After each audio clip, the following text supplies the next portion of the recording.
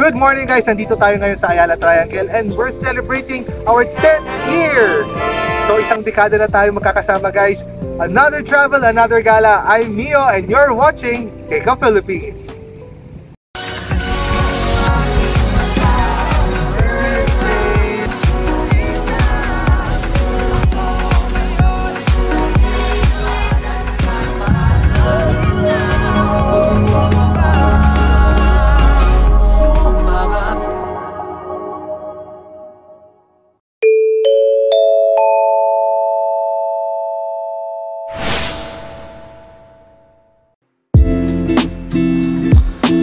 Enjoy McSaver's Sulit Busog meals from breakfast to dinner as McDonald's extends its offer all day long, each at least solid price of 99 pesos in all stores nationwide. Customers can enjoy this solid price of 99 pesos during breakfast hours as we add new breakfast offers in the lineup. Their cheesy egg dessert with hash browns meal and longanisa with egg and drink meal.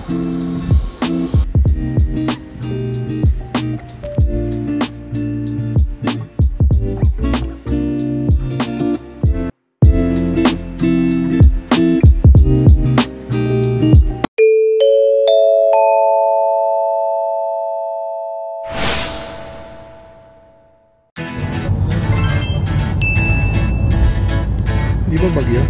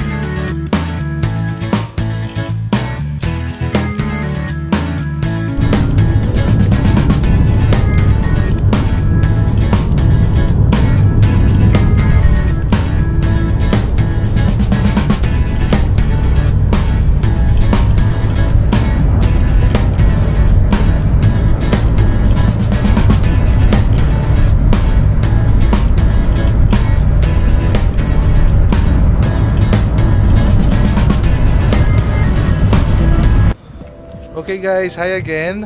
So kanina galing kaming Makati Men, nagpa-check up lang and my last session sa PT. So by August, meron akong scheduled na PTR, check up with my rehab doctor. So malalaman natin kung magkakaroon pa ng another session pa ng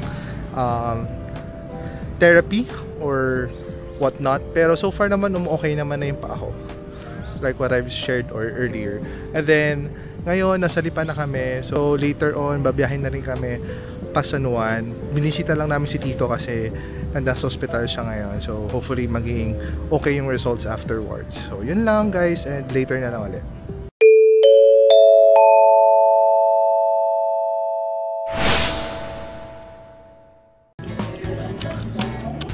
So hi guys, so this is just a quick tour of my room here in our house in Batangas. So ayan, kita nyo naman ang aking kama. Puno ng plushies. Tapos itong poste na to, medyo nagkamali siya yung column na to kasi dapat maliit lang yung room na to. So in-expand yan ni Daddy, na-request niya dun sa manggagawa. Kaya ang ginawa ko, since malaking column to, ginawa ko siyang attractive or medyo nilagyan ko siya ng decorations para naman mukhang pleasant tingnan, hindi siya mukhang sagabal sa room. So ayan. So this is my table. This is my working table. So this is the side table dito sa kama, pero nilagay ko muna siya dito. I will buy another one for this one since kailangan ko na mas mataas pang na side table. So dyan muna siya ngayon for now, parang patungan ng mga gamit. Ayan. So this is my table. So kita nyo naman yung motif guys, o yung theme natin. So it's a mix of summer or nature vibes plus Pokemon type. So Pokemon. So if you're a fan of Pokemon, ayan po. So, Bulbasaur, this is Pikachu. So, dito yung mga paintings ko. Nagawa-gawa ko lang. Ayan. Ang tawag ko dito is Psychedelic Pikachu. And this is Tapit Hapon painting. And this is my favorite plant or flower, Birds of Paradise. So, yan. Dito sa side, I wanted ma-reflect yung pagiging fancy ko. Kaya, ayun, nilagay ko yung binigay sa akin ni Gab na jeepney. Then, itong stoplight. So, it complements. And then, yung kabayo na familiar dapat kayo guys sa lahat. Paper mache yan. And then, yung globe. Ito, binili ko sa IKEA. Likewise, ito rin. Itong kamay. Tapos yung lapis, nakita ko lang yan somewhere. DIY ata yan. So, yan. Binili ko lang din yan. At ito, window. Para nakatutok yung hangin dito. Kasi usually guys, yung window hindi ganun kalamig siya kapag summertime. So, kaya lagi ko siyang binubuksan para may hangin naman din pumapasok. Then dito guys sa gilid, ito yung side ng kolong. So, kita nyo guys, naglagay ako ng plushie dito. Yan, si Butterfree. Parang mukhang aesthetic lang. Yan, di ba? Summer vibes lagi dito sa room ko. And then this glass shelves na binili ko. So ginahin ko lang yung kapatid ko kasi may glass shelves siya sa kanya rin. Dito sa taas, makikita niyo yung mga Target exclusive na Funko Pop. So tatlo lang yan. And then this one, yung mga collections ko ever since. So ito, nadagdagan lang yan nung during pandemic. Nung di ko lang kung mahaba pa ba itong pandemic na to. Kaya, ayun, pag wala akong magawa, bumibili talaga ako ng ayan, action figure ng Pokemon. Ayan, pinapakita ko lang guys, isa-isa. Ayan. Quick lang yan. So, this is one of my glass shelves ng puro Pokemon lang siya guys. Actually, I'm planning to add pa more. Pero for now, hindi na muna. Dahil out of budget tayo. Ayan. So, ayan guys. This view lang siya ng aking munting room dito. So cute. And then, dito naman guys sa side, hindi pa siya totally naayos pa. Dahil wala pa akong time. So, naglagay lang ako dito ng pinagawa ko nung pandemic din. Kasi nakita ko, sobrang sikat to na leaf art. So, yan, nagpagawa ako ng leaf art sa kanya. Leaf art portrait. Then, Funko Pops ng Pokemon din. May pangalan ko lang, Mio. And then, this is Pikachu. Pikachu! Ayan. So, mostly guys, ganyan lang. Ganyan lang yung view ko for now. Ayan, simple lang siya. I hope you enjoy my quick room tour here in Batangas.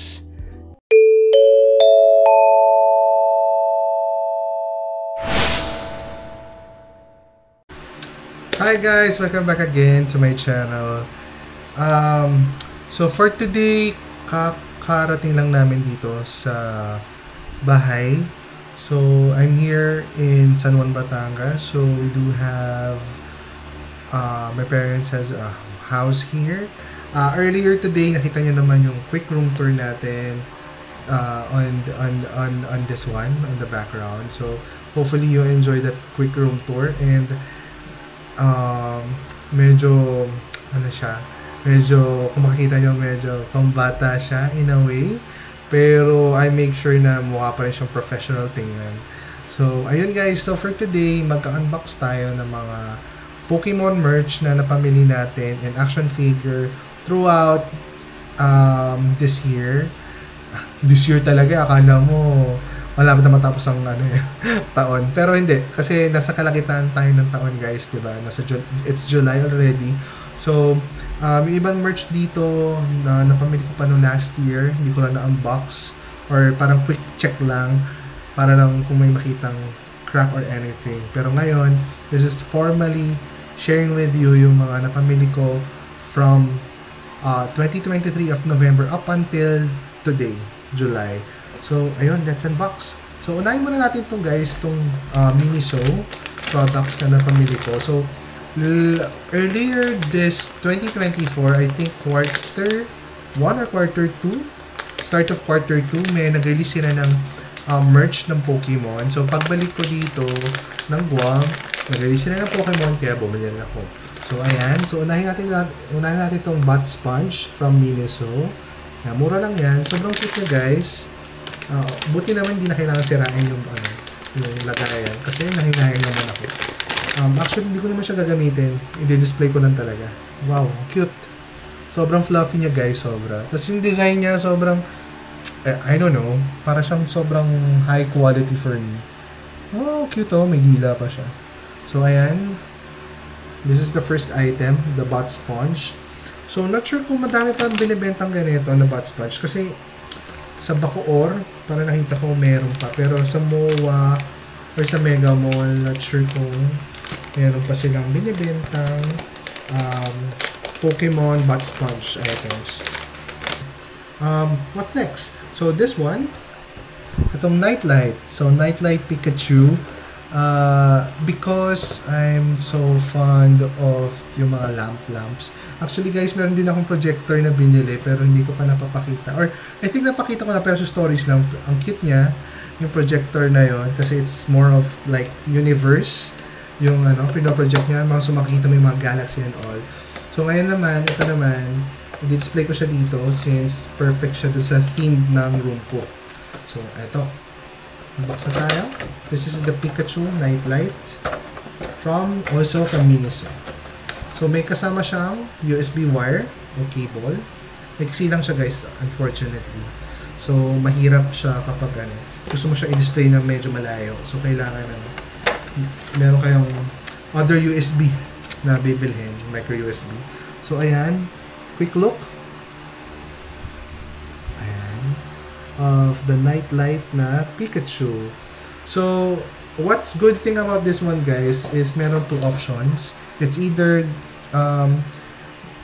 pailawin mo siya through USB cable or battery operated siya. So, I do have here batteries, pero check natin kung ilan ang kailangan natin. So, we need 3 AA batteries here. Okay, sakto. Lagyan na natin.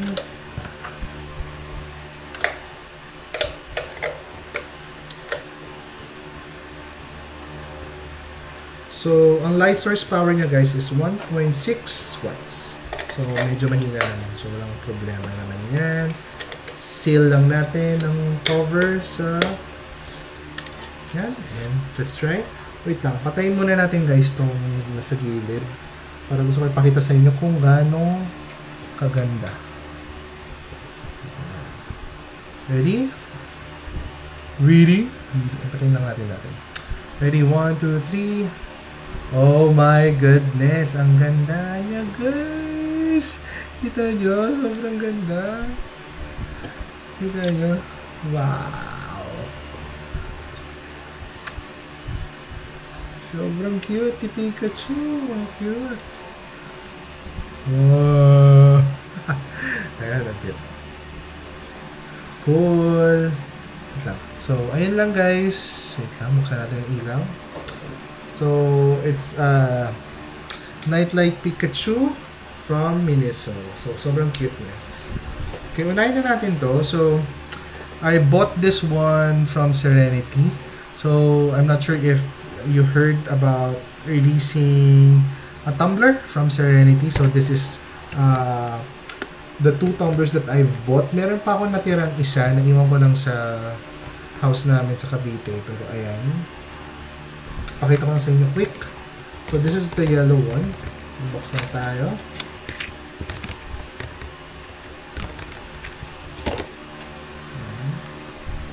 Cute, no, guys? Pikachu ulit. Tapos may logo rin ng Serenity here. Tapos may Pokemon dito. Exclusive. Tapos, ayun. For sale in the Philippines lang. So, Serenity for sale in the Philippines. So, ayan. Cute niya, guys, actually. Sobrang cute.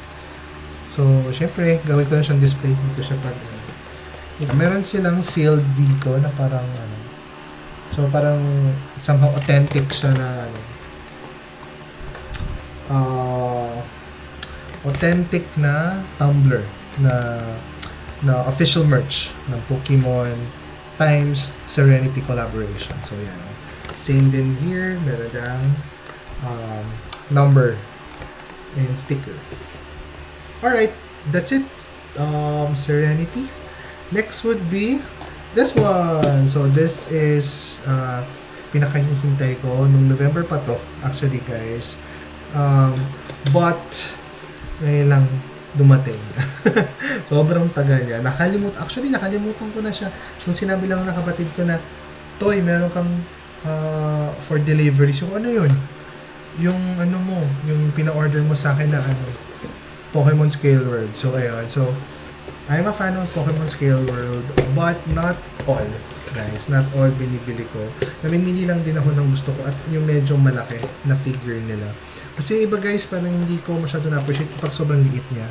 Well, may kanya-kanya naman tayong taste, pero for me, hindi ko siya masyado na-appreciate and baka mawala lang siya sa collection ko. So, kita niyo naman, guys, diba earlier may collection ako sa glass shelves na yan. So, basically, okay, this one is the next item that I want to share with you, or we will be unboxing. This Pokemon Scale World Rapidash, Magmar, and this Pokemon character named Katsura. So I'm not sure if he's a professor, pero mukha siyang professor for me. So sige, let's unbox. Ayan. Kita nyo, guys. Ayan yung tsura niya. So medyo may hiwa-hiwalay lang talaga, guys. Pero kita nyo naman how the figure it was. So ito yung tsura ng professor. Ito yung Rapidash. Ipapakita ko sa inyo, guys. Kaya minsan nahihirapan yun. Alam mo, guys, kung ano yung gusto ko dito. Ito, para siyang glass yung tsura. Ang ganda ng apoy niya. So yan, Rapidash. So nahiwalay lang yung niya, yung buntot ito. Ayan, dito siya ikakabit. Pero yan yung tsura ni Rapidash. Sobrang ganda.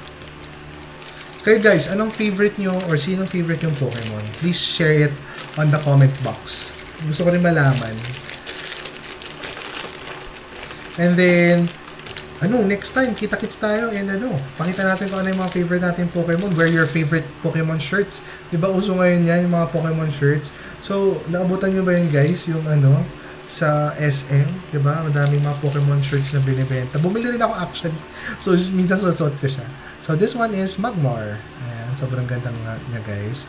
So, I bought this one kasi ang pinaka-favorite kong wave ng Pokemon is yung pinakauna, yung Kanto region. So, lahat ng Kanto region gusto kong kompletuhin.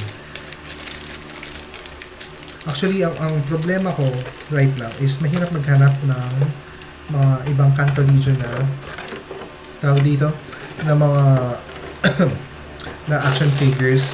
Kasi yung iba hindi pa nire-release. Buti nga, sabi ko nga sa kapatid ko, I was looking for Starmie and Staryu na action figure, guys. Pero wala akong makita. Lo and behold, parang ilang months before I unbox this one, bigla nagkaroon or nag-release sila ng Starmie Staryu with Misty na Pokemon Scale World. So, siyempre, napaggastos na naman ako. So, bumili ako ng Scale World doon. Hindi ko lang siguro siya napakita, guys, kasi sobrang tagal na yun. Like, a month ago or last year pa. So, kaya yun, ubos ang pera. Wait lang, water break muna tayo, guys. Kapagod akong kakakwento.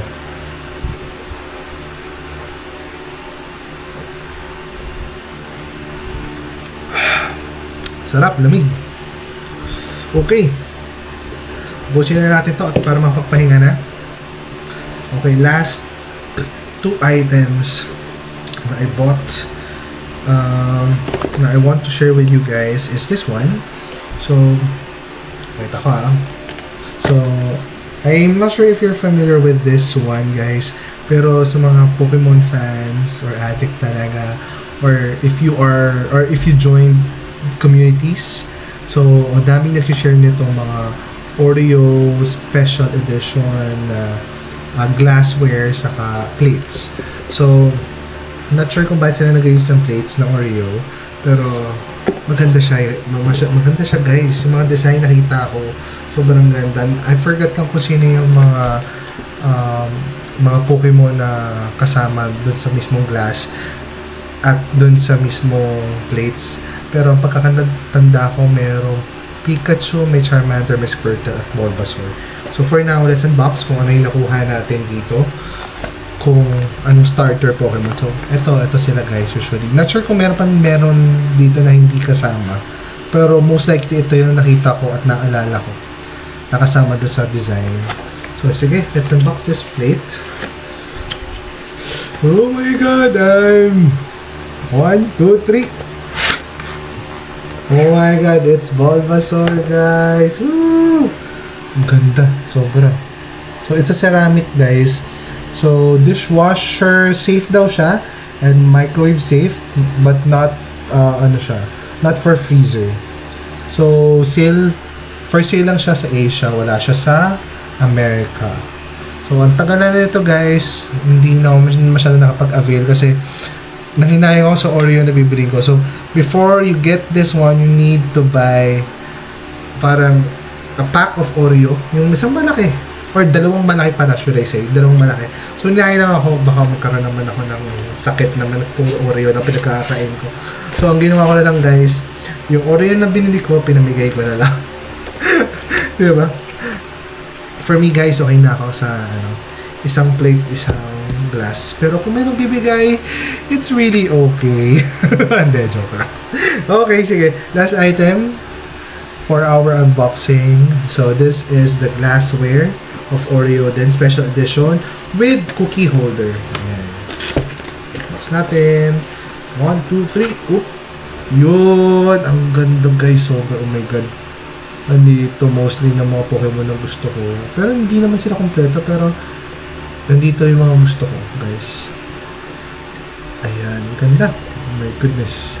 So, pakita ko na sa inyo. Meron siyang Oreo logo, Pokemon logo, and then some Pokemon na makikita nyo dito, si Cyndaquil, Sableye, Piplup, Snivy, sino ba to? Rowlet, si Bulbasaur, Jigglypuff, Lapras, Sandshrew, sino ba to? Pinamutan ko na. Pikachu, Charmander, Squirtle, Dratini pala. Ayan, Dratini. Mew, nandito rin pala si Mew. And then, meron din lang siyang kasama manual. Ayan, ito yung tsura ng baso. Glass na glass. So, hindi ko siya gagamitin guys. Ipang de-decorate ko lang siya dahil nanginaya akong gamitin. At baka lumuma. So, pakita ko lang sa inyo quick yung glass holder. So, this is like how it looks like. Yung glass holder. Tapos, ilalagay lang siya dito. Ayan.